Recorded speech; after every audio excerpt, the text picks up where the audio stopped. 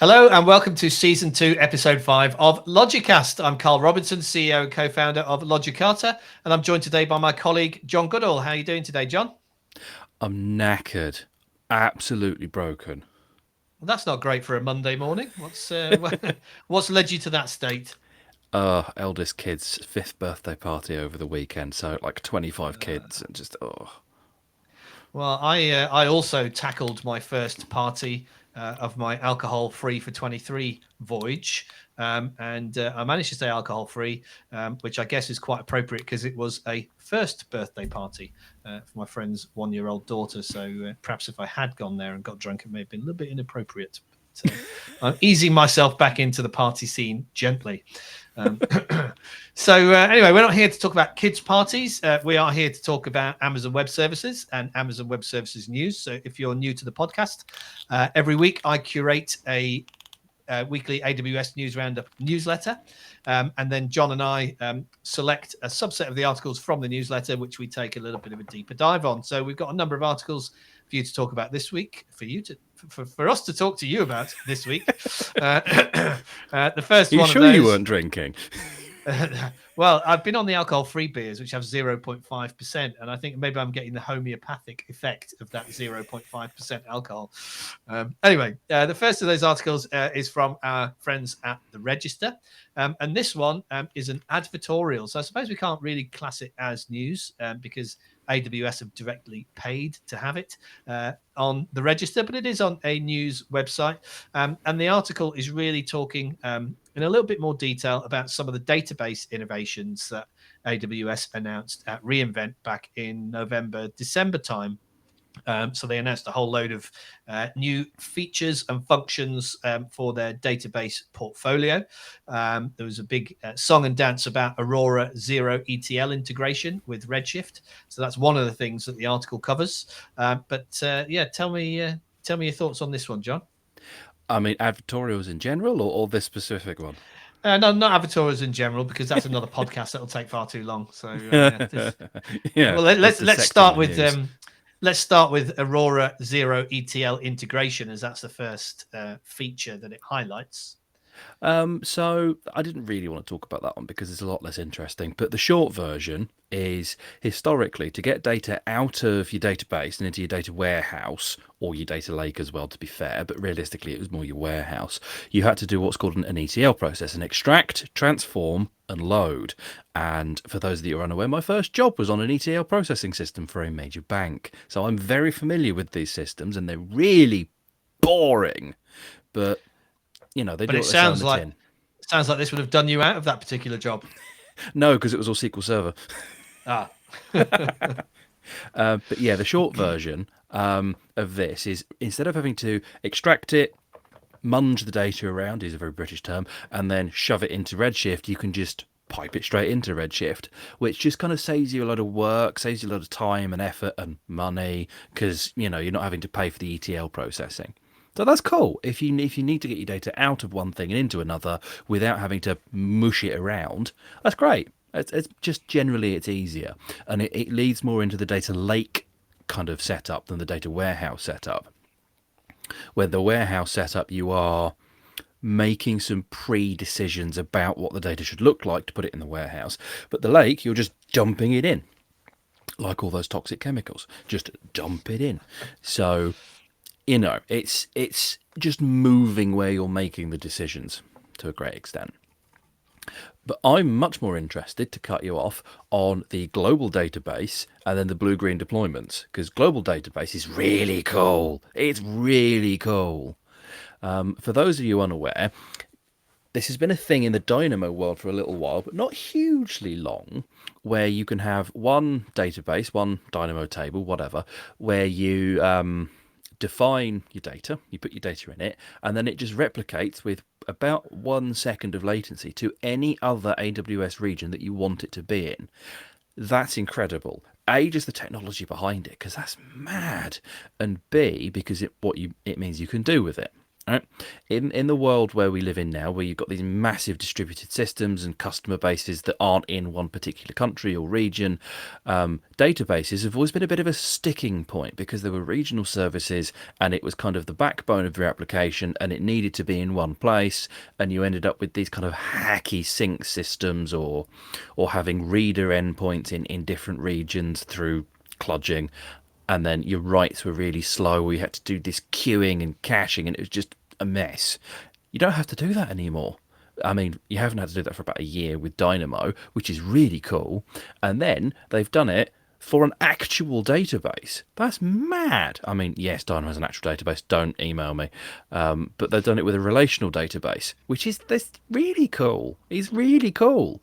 It means your bog standard CRUD apps that 90% of the internet is, you need one database and you just put it in one place and it's available everywhere. Yes, okay, you're going to pay a bit more, but it's brilliant. It's amazing. So this is the Aurora Serverless V2, right, that you're talking about? Yes. Yeah. I don't like calling it serverless, and I try and avoid calling it serverless because there's still lots of servers there, and you actually still kind of pay for them as if they were servers. My view on serverless is much like Dynamo is, quote, serverless. Yes, there's servers underneath it, but you don't have to care. You don't pay for them based on servers. You pay based on capacity units. And I think, to be fair, with Serverless V2, you now do pay based on capacity units. So I'm going to contradict myself.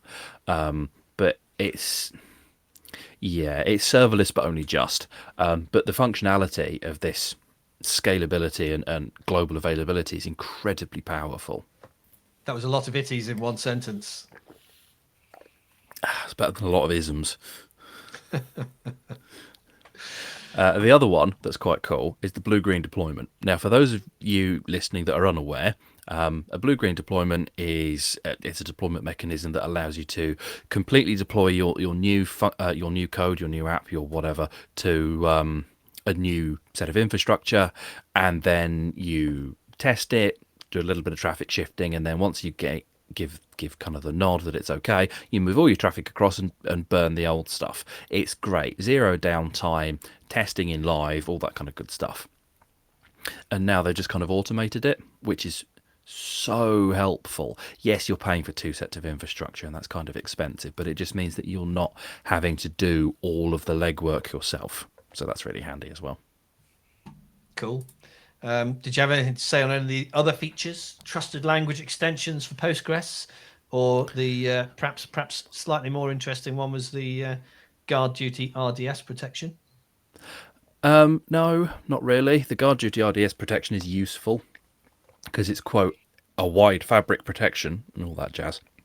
But it just means that there's more database specifics in place, which is nice.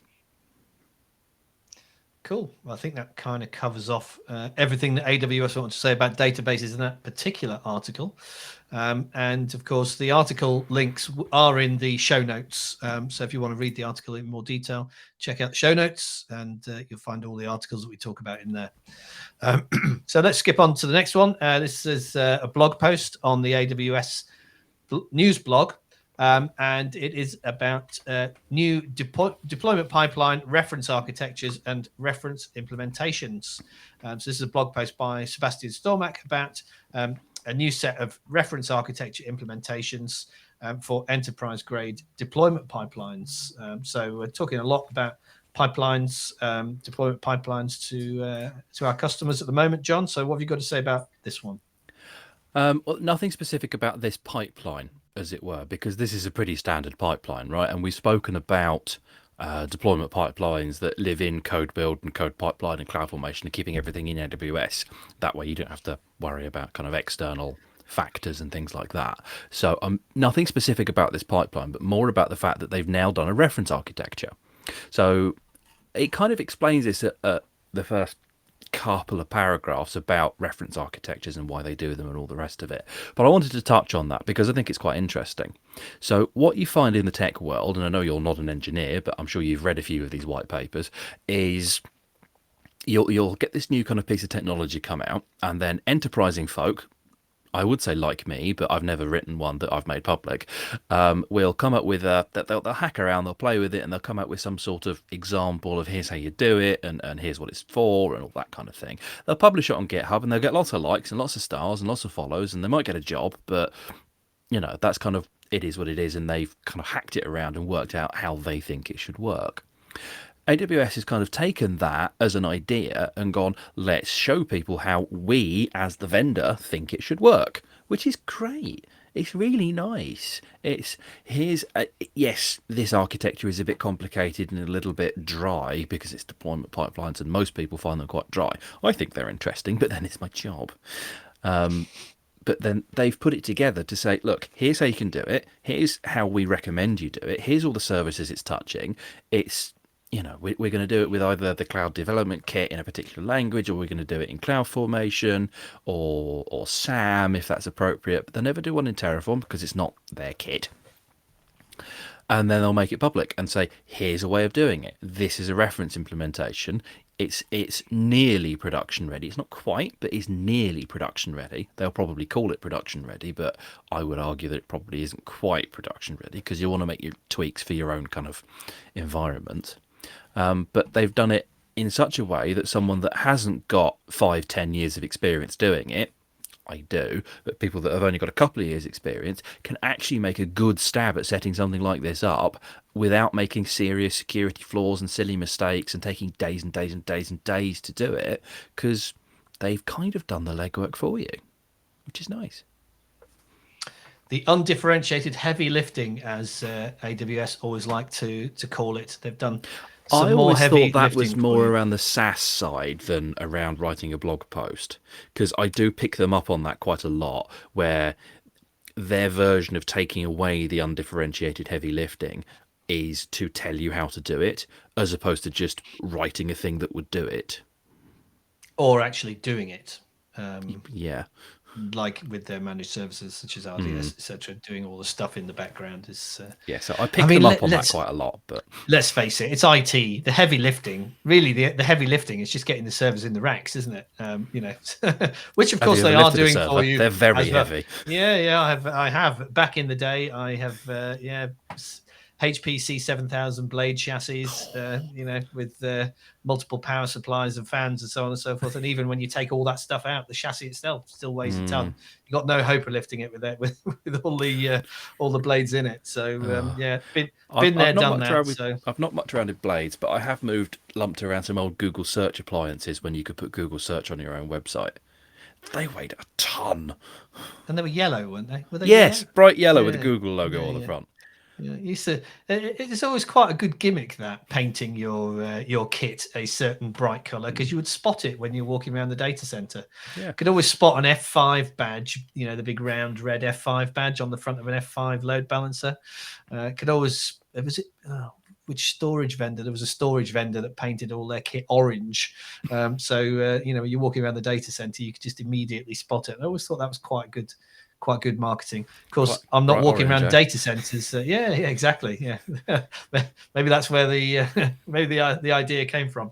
But thankfully, I'm not walking around data centers anymore, because AWS are indeed doing that undifferentiated heavy lifting for us. I don't know what's wrong with my voice this morning. I don't think I put my teeth in properly this morning. There we go.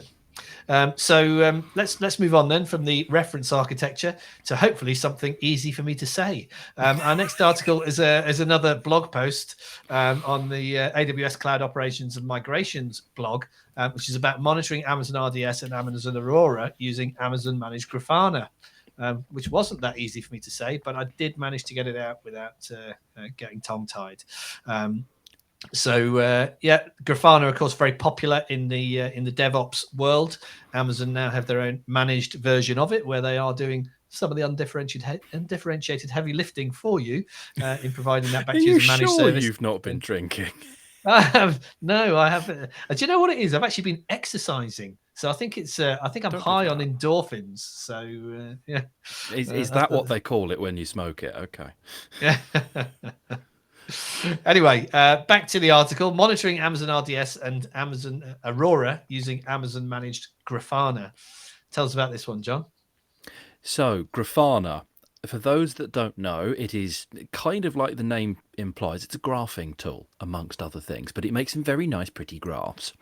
I've installed and managed and run these sorts of things on servers myself, and it's not an enormous pain to do, but if there's a managed service that will do it for you, then generally DevOps folk that lean towards serverless, lean towards managed services and not having to do things themselves, because I don't want to have to do all that sysadmin work. I'd rather let someone else do that because it's not interesting.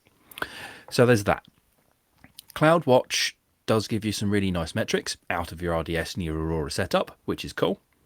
But not everyone wants to look at CloudWatch. CloudWatch graphs aren't amazing.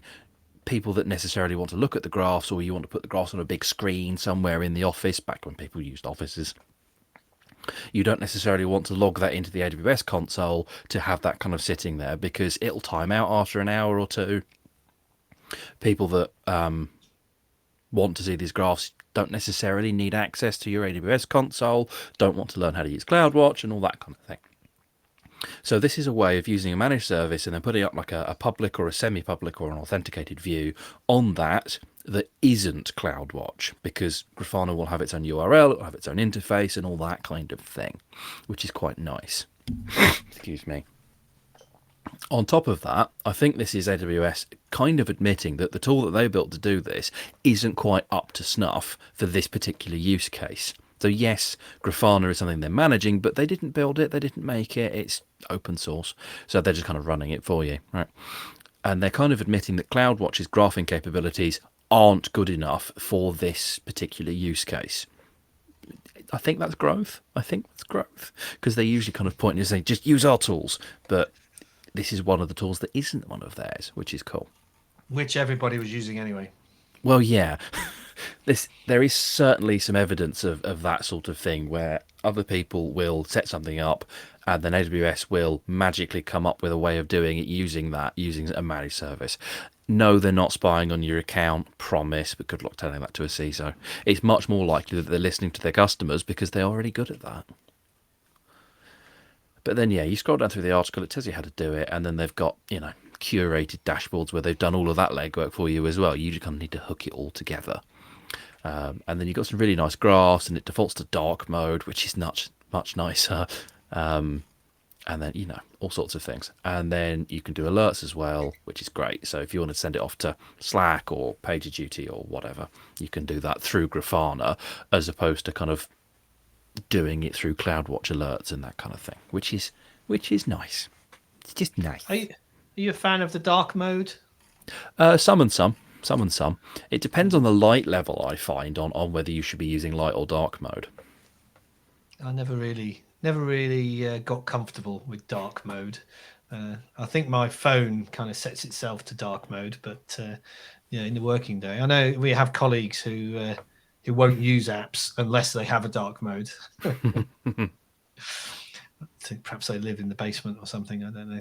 No, it's some and some. It depends on kind of the light levels, I find. If I'm sat in like a coffee shop or whatever, I'll have to turn light mode on because otherwise I can't see it. But in here, where I've got some natural light, some artificial light, and I'll tend to use dark. Fair enough. So moving on, the next article is on dev.to. And it's by AWS hero Allen Helton. It's an article about the risks of moving too quickly with serverless development. Again, something we're actively involved in right now, developing serverless applications for clients, and perhaps not moving as quickly as we would like, but maybe I shared this one because I wanted you to actually read it, John. Perhaps. But no, you just wanted to read the bit about the Lambo, didn't you? About the Lambo? Oh yes, that's right. Yeah. Of course, yeah. Comparing it to his car analogy. I do love a good car analogy, actually. Usually for me, it's the Ford Escort and the Rolls Royce, not the Lamborghini and the Jeep Wrangler, as it is in this particular article. So what are the risks, John? What are the things that we should be mindful of in serverless development projects without just sort of rushing for the finish line and deploying our completed code? Well, yeah. So there's some things that are unique to serverless. There's some things that are not unique to serverless, but you didn't really see them in traditional applications like monoliths and whatever. So that's kind of like a microservice area. And then there's some stuff that's just been around forever, and people are either not good at it from the beginning because it's boring, or have kind of forgotten about it because this is a new brave frontier and everything's exciting and you can move very quickly and all the rest of it. I'm not going to list them out particularly in any great detail from the article, but kind of the TLDRs is unclear architecture. All right, so that's not necessarily serverless specific. It is kind of microservice related, because in a monolith world, your architecture didn't matter hugely because you had your server and your database, and that was kind of it. Yeah. In this new brave world of microservices, and serverless in particular, it's not specific to serverless, but it kind of feeds into it, is you don't necessarily know when you're hacking things together where data is flowing through your system, where requests are coming from, where they're going to, and all that kind of thing, because you've got lots of these little microservices. They're all kind of busy buzzing away talking to each other, and then a request goes back out to the user via some sort of queue.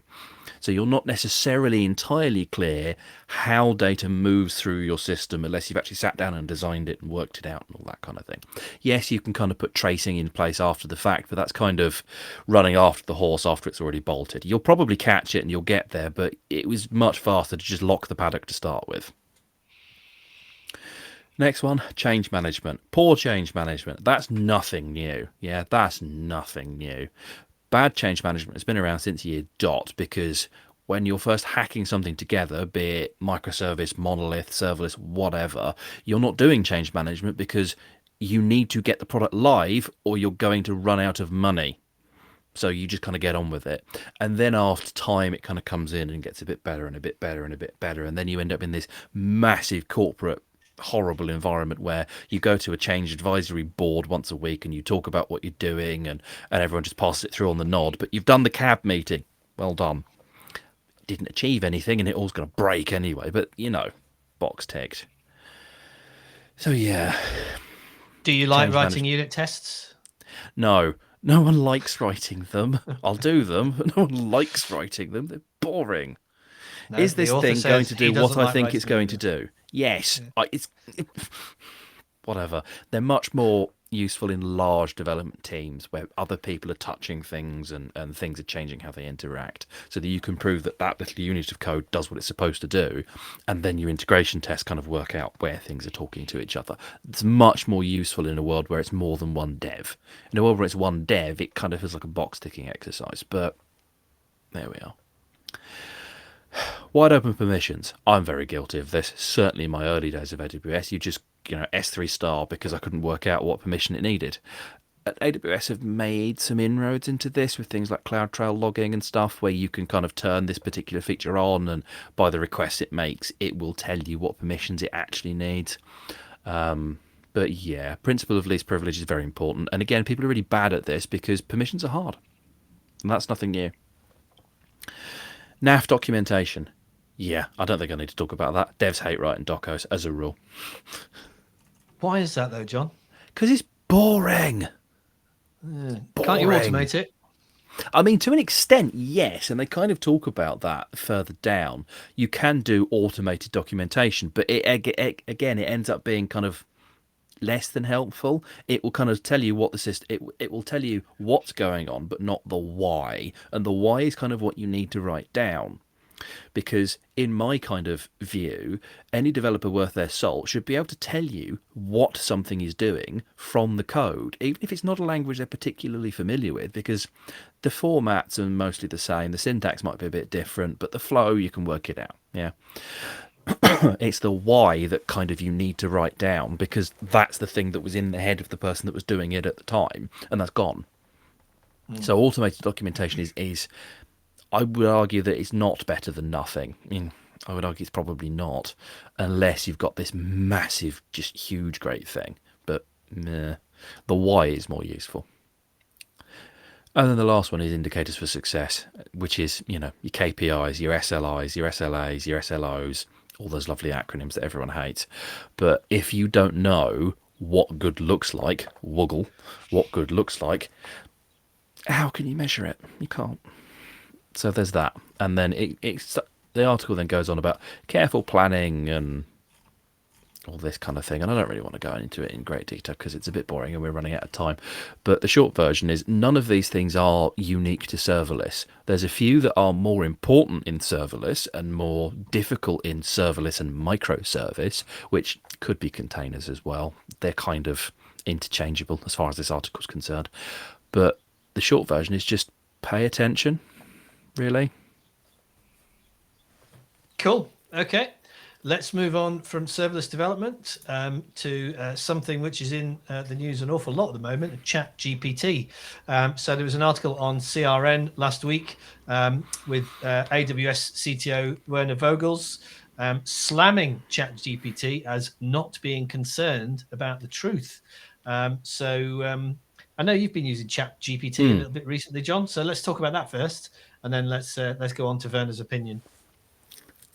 What about ChatGPT in general? Well, just what you've been doing with it, yeah. Oh, I've been getting it to write funny haikus. Yeah. Been getting it to write funny haikus just because I like a haiku. So, ChatGPT in general, for those that don't know, are you under a rock or something? It's a conversational AI that's designed to give kind of natural language processing and decent results and that kind of thing, right?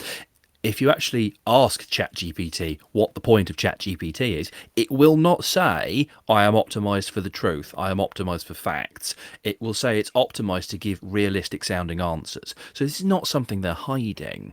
Yeah, it's not optimized for it. It's just not. It's got a great big data set and it uses the GPT 3.5 framework. So there's X number of tens of millions of data points it can draw from. And then I've been, like I say, getting it to write funny haikus and getting examples of code snippets from languages I'm not brilliantly familiar with and that kind of thing. Just because it's much easier to ask it than it is to go and Google it. You just need to be very specific with what you're asking it. Otherwise, it will just have a default that it goes to. But if you ask it the right questions, you can get some very interesting data from it. But don't take it as rote because it says it's not optimized for the truth. It's not necessarily optimized for correctness. It may have some biases and its data set stops in kind of 2021. So it's not brilliantly up to date. Like I did see a guy that managed to convince it that 5 + 5 = 8 because his wife said it was and his wife is always correct. Yeah. It's not connected to the internet, is it, apparently? So I don't know where the data set, I mean, I assume the data set did come from the internet at a point in time. Like you say, it's not a live data set. It is a ring-fenced data set right now whilst they're... I think by design, right? Because any chatbots that have been from live data sets always end up going off down the far right rabbit hole. Microsoft did one, and in 3 days, they trained it on Reddit, I think, and in 3 days they had to turn it off because it was so offensive. Yeah. So, what was the particular thing that worked? I never know if he's Werner or Werner. Is he Werner or Werner? I don't know. He's not German, so it might be Werner. Or is he German? Let's go with Mr. Vogels. So, what was it that Mr. Vogels took particular issue with ChatGPT then? That it wasn't telling the truth. About? He asked ChatGPT about something about why people are going to the cloud or going away from the cloud or security or something of that nature. And it just did things like, according to a recent report, and didn't have any evidence to cite. It was just kind of putting words together. And I think that was kind of his issue. It was convincing, but it was not evidenced because it's not shared the evidence. It's not gone, a recent report, and then with the Cambridge notation that everyone that's been to university in the UK hates, and telling you kind of where it's found this data. It's not done that. So I think that's his primary issue with it. Part of me thinks because ChatGPT has been not bought, but Microsoft have acquired a majority stake in it, I think. $1 billion investment. Yeah. Something like that, yeah. That this is AWS taking a swipe at Microsoft through proxies. Part of me thinks that, but then I'm a cynic and I believe these sorts of things. It's not beyond the world of possibility. I'm not 100% sure that's what's gone on, but you can't say it didn't factor. But yeah, I think he's just taking issue with the fact that it's putting words together convincingly, to use his words, but it hasn't evidenced it. Yeah. Yeah, I'm with you on the Microsoft thing. These vendors do like to take these big vendors do like to take pot shots at one another. Any real opportunity, but of course, the conversational element that he's described is one feature of ChatGPT. You also mentioned the code piece, so you can actually get it to write code for you. And of course, AWS does have their own competing product for that, which is Amazon Code Whisperer. So I guess they want to they want to get people using that rather than ChatGPT. And I think I actually read somewhere that Amazon have a policy of their users not putting code into ChatGPT, because obviously once you've put something into ChatGPT, it goes into the model, and it becomes, any data that you enter becomes the property of OpenAI and therefore Microsoft. So if you've got Amazon developers that are kind of trying to enhance code, then effectively they're giving away company information, restricted information. Yeah. So I've not seen anyone put code into ChatGPT. I've seen a lot of people go, give me a profile page for a developer consisting of HTML and CSS, made inject, that kind of thing. And it actually comes out with something that might not run out of the box, but it looks convincing enough that you could put it in an editor and you could debug it and it would probably work. So it's not going to replace developers anytime soon, but no. It's useful. No, I think the other thing the article touched on was the fact that bad actors can use it. And I don't mean people like, I'm trying to think of a bad actor now as an example. Brad Pitt. One doesn't. Yeah, no, I mean, he's actually quite a good actor. I think maybe more like Bruce Willis in his later years. But no, that wasn't what I was thinking about, because obviously Bruce Willis isn't a cyber terrorist. So that's the sort of bad actor. No, but he threw a car at some cyber terrorists, didn't he, in the fourth Die Hard film? Oh God, that's going back away, isn't it? But no, I mean, the article does go on to talk about the fact that that bad actors can potentially use tools like ChatGPT and indeed Code Whisperer, I guess, to more effectively or to more easily write malicious code to use in cyber attacks. So it's always a way when a new technology comes along. You've always got to think about how the bad actors are going to use it as well as I the wouldn't good be actors. too concerned about that. There's a term from cybersecurity called skiddies, script kiddies, and people that are just kind of running things, they don't really know what it's doing, they're just kind of fuzzing systems. That's kind of who's going to use this. Yes, the skids are going to get a bit better, but that's kind of about the size of it. If you've got an actual robust system in place, I wouldn't worry. I'm glad you went on to talk about script kiddies, because I thought you were going in a different direction when you started talking about skiddies. Anyway, that brings us rather neatly, thankfully, to the end of our time for today's episode. We've gone a little bit over our normal 30-minute slot. So thank you very much for watching or listening to LogiCast Season 2, Episode 5. We'll be back next week with another episode of LogiCast for you.